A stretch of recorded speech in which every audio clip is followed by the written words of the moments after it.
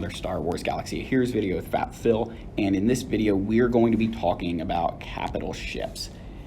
Capital ships are one of the obviously they're the most important part of a fleet, but they're also, I think, one of those areas that people sometimes get information on and don't really know the full picture. So we're going to focus on the two most prominent capital ships for the early to mid game, and that is going to be the Malevolence and Negotiator. There's a lot of different pieces for these fleets. There's a lot of things that we need to consider for each of these capital ships. They're both guild event currency 2 capital ships, so we cannot farm them any other way. And that is really important to remember, guys, that these ships, unlike the Executor, Profundities, Finalizers, where you can work your way towards enhancing your ships, right? You build the fleet and then you can start the event. These ones, you cannot unlock them until you got all the guild event currency 2 and bought their shards.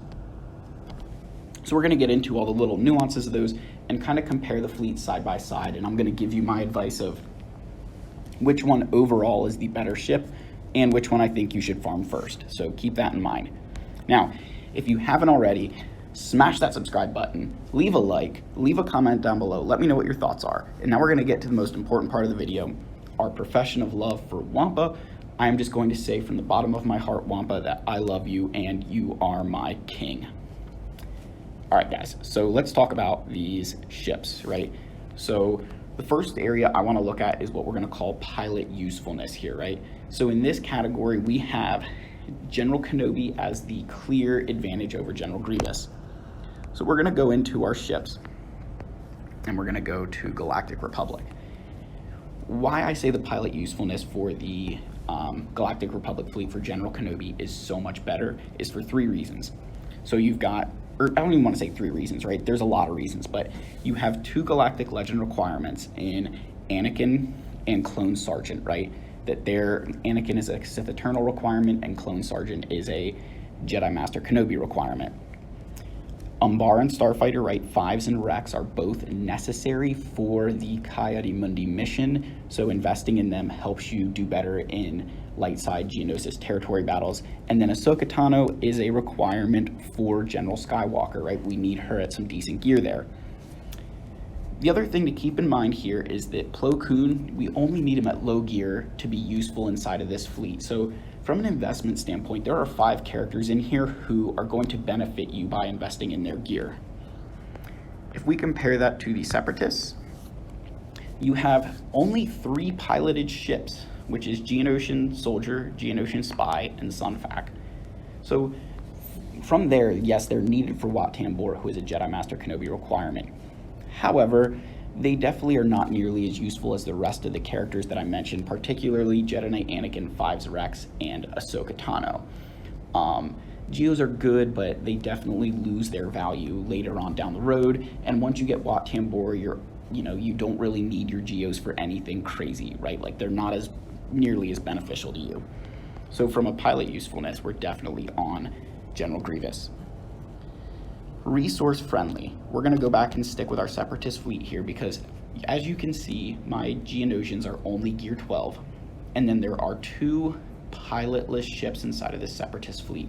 And this fleet right here is perfectly capable of beating the Profundity with an add-on. With 2 add-ons, this fleet will beat the Executor, and then without add-ons, this fleet right here can counter basically every other fleet in the game. This Separatist fleet is just so good because of how little investment it truly does take for it to reach its good potential. Now, to get more out of it, to be more consistent, you definitely want to relic your Geonosian pilots, put good mods on them. But compare this to the Galactic Republic here, where I have 5 relic pilots here, right? You have 1 pilotless ship in the Y-Wing, so you do get a little benefit there, but I still have 5 other crewed ships that have relics on them. And then Plo Koon, I don't have it high gear. If I did, my fleet would be better. I would get more use out of it, right, and out of him, but really he's just there for me to regain banners as a reinforcement. But from that perspective, you guys are seeing that we're needing a lot more resources inside of this Galactic Republic fleet to get good use out of it, right? Because without the resources, this fleet falls apart. Like, I cannot tell you how many times I've been able to just stomp over a Galactic Republic fleet because ships aren't strong enough comparative to our Separatist fleet, where, you know, at this gear level, I'm beating negotiators all the time. So just keep that in mind. Now, from a necessity standpoint, the hands down is the Galactic Republic fleet and negotiator, right? Here's why. We're going to go into our journey guide here. And in this journey guide, we're going to first click on Jedi Master Kenobi, where his requirements require a negotiator at 6-star, right? So you need that negotiator at 6-star for him. And in Lord Vader, you need the Galactic Republic Y-Wing at 7 stars. So there's already 2 requirements. But then if you go to the General Skywalker event, you need a Galactic Republic ship, a Galactic Republic capital ship at 40,000 galactic power. Now, if you guys have seen my ranking the best fleets video, I will link that in the description, as well as my new player free-to-play ship farming guide.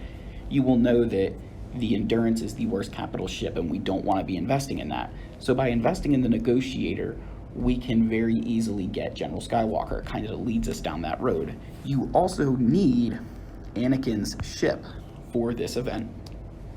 So there's, you know, more pieces, right? And then you need, I forget how many actual ships you need. I think is it 3 total, 3 or 4 capital, 3 or 4 like crewed ships.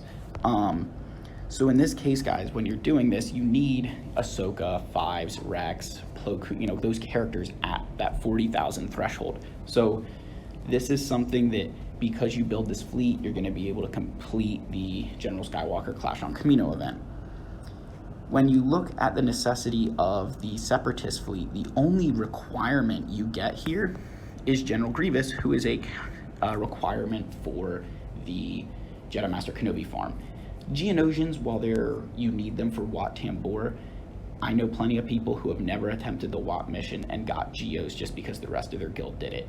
I know that's not being a good guildmate, but it does happen, right? That from a necessity standpoint, the Galactic Republic fleet is by far and away the better option. All right, our last category before we get to the overall rankings, right, is counters. From a counter perspective, the General Grievous fleet with Separatists is so much more significantly more widely used than the Negotiator. If we go to our ships, so the Scythe here, right, the new Grand Inquisitor ship. Now I get this is just a brand new ship, but I'm just going to show you guys something here.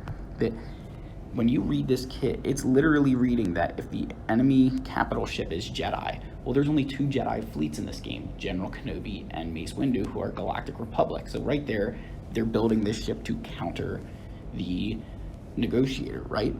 But that's also what the TIE Interceptor was doing.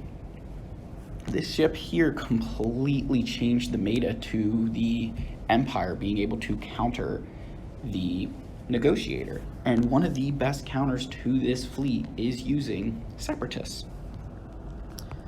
The other thing is the brand new ship on the block here, right? The Profundity. I have one-shot Profundities with my Separatist fleet as is, right? I've one-shot them.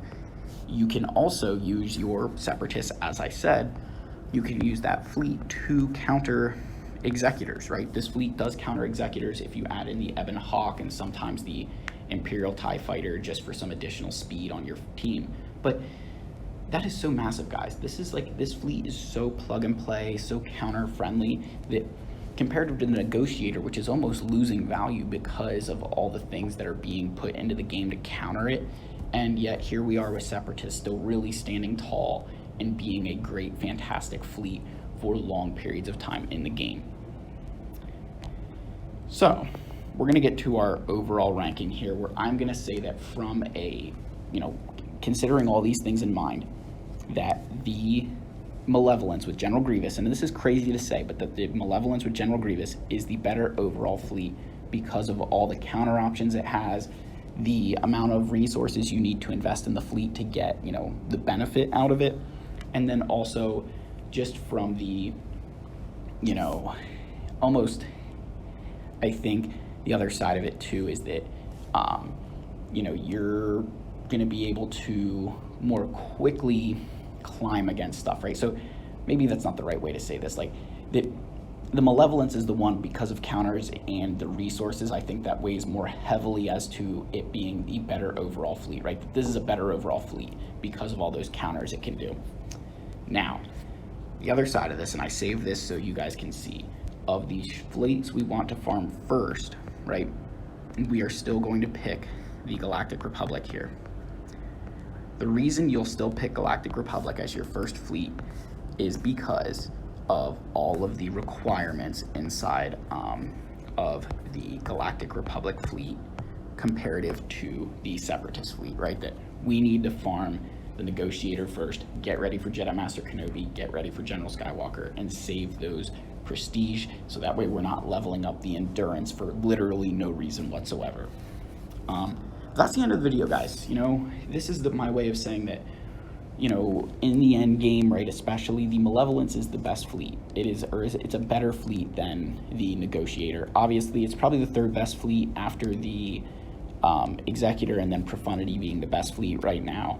I just really think that with all of the counters it has, with all of the, with the limited resources you need to invest here comparative to the Galactic Republic, it just is an overall better fleet. But it's still the one we're going to farm second because, those counters, like for Executor and Profundity, don't really add up yet, right? Like in that early game, by the time you get the Negotiator, you're really not going to need to be countering Executors until you're ready to farm your own. And again, if you're following the ship farming guide here, following the character farming guide, you guys will know that we still want to be getting that Negotiator, right? It's just a much more helpful ship inside of territory battles, and then obviously going to lead us into getting General Skywalker and Jedi Master Kenobi. That's the end of the video, guys. Let me know what your thoughts are down below. I would love to hear from you. And yeah, may the Force be with you, and I'll see you in the next one. Cheers.